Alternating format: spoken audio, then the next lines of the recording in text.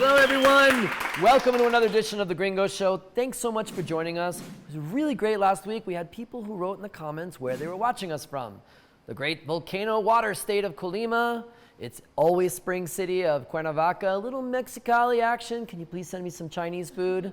How about some Guanajuatenses? Guanajuatense, Guanajuatense, Guanajuatense. Say it 3 times fast as well. Tell us where you're watching us from. Just write it there in the comments below.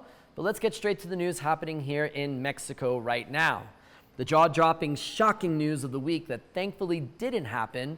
Former U.S. Secretary of Defense Mark Esper shared in his upcoming memoir, A Sacred Oath, which kind of sounds like an upcoming Televisa telenovela, right? Un juramento sagrado. Now get this, Trump was asking, suggesting, brainstorming to fire missiles into Mexico to destroy drug labs and take out cartels, and thought because he thinks Mexico is so disorganized, the government wouldn't know it was the United States that did it. Are you fucking kidding me?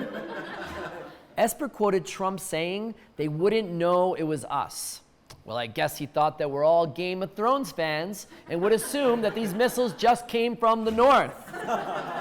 Or maybe Mexico would blame it on Guatemala and their vast nuclear arsenal, right? It was Guatemala that did it. You know, it's just another example of how deep and profound the arrogance and perceived supremacy of some people in the U.S. are towards Mexico. The U.S. citizens watching this show who have lived in Mexico for a very long time understand this, and we all hate it. And I understand that AMLO liked Trump because they share similar personality traits. Trump didn't give a shit about our country's problems. And because AMLO cares deeply about sovereignty, it was sort of a match that worked. But this right here is evidence that the Trump administration was no friend to Mexico. But so we can't be surprised that when AMLO took a trip to Central America last week, he was deeply critical of the U.S. on many fronts. Yes, you heard it right. AMLO took an international trip. His first trip as president, besides the 2 times he traveled to the United States.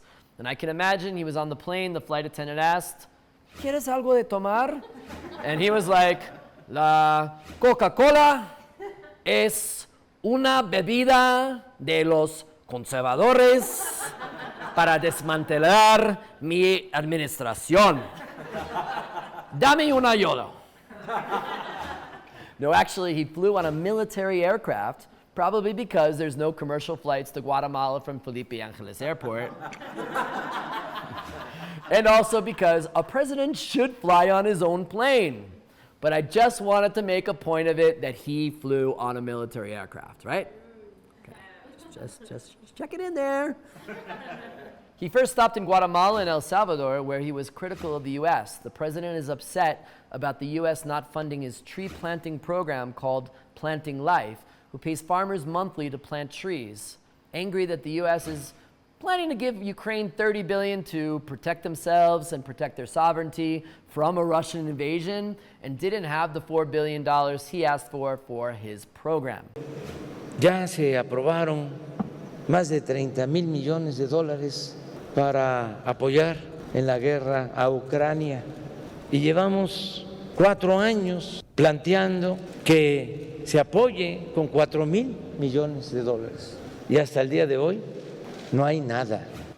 Then he headed on to Belize, where he just wanted to get some sun, because he's looking a little bit pale these days, right? He hasn't gotten out. And then a last stop in Cuba, where he praised President Miguel Díaz-Canel for being a great leader, and then hired 500 Cuban doctors to come to Mexico to work. I just can imagine he participated in some speed interview session, right? Dime tus debilidades como doctor. Cuba tiene un extraordinario presidente, Miguel Díaz-Canel, un hombre honesto, trabajador, humano. The Mexican Central Bank announced this week that consumer prices rose more than 7% in April, marking the highest increase since January 2001. So if you've been enjoying 5 tacos for 5 pesos, it's now going to cost you 5 pesos and 35 centavos. Sorry, guys. Don't eat them anyway because you're going to go to the bathroom afterwards.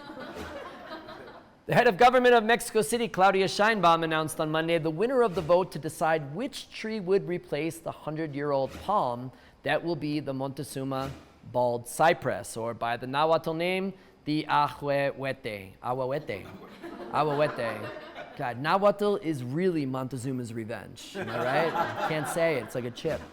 It beat out the Canary's palm in a vote of more than 200,000 citizens over the past week. And I have a question. Was it more than the participation in the mandate election?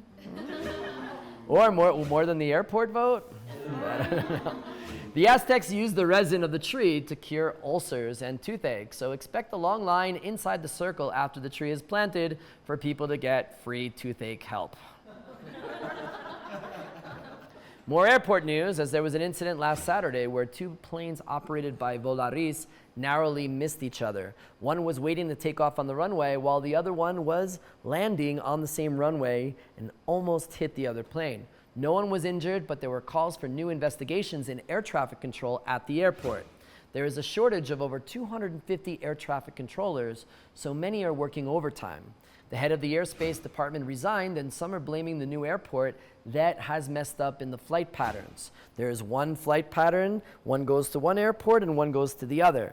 The other airport that was canceled by AMLO would have replaced the current airport with longer spaced out runways, and that would not have had those problems. One flight pattern down to two runways. It made more sense. And finally, we all know traffic can get bad, especially during inclement weather. On the Mexico-Toluca highway last week, a bride-to-be was late for her wedding because the traffic wasn't moving. So she held down a motorcycle in her wedding dress to make it to her big day on time.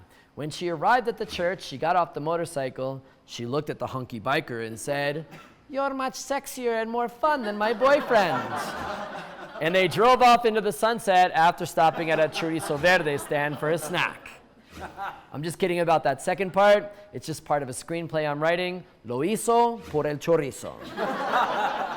That does it for this edition of The Gringo Show. Thanks for tuning in. If you like us, please follow us on Facebook or YouTube. And if you don't and want to be a troll, I know a point that you can hang out on and collect 10 pesos to cross it. Just kidding. We read the news, follow social media, and watch TV in Spanish, and deliver the news in English so you don't have to. We'll see you next week.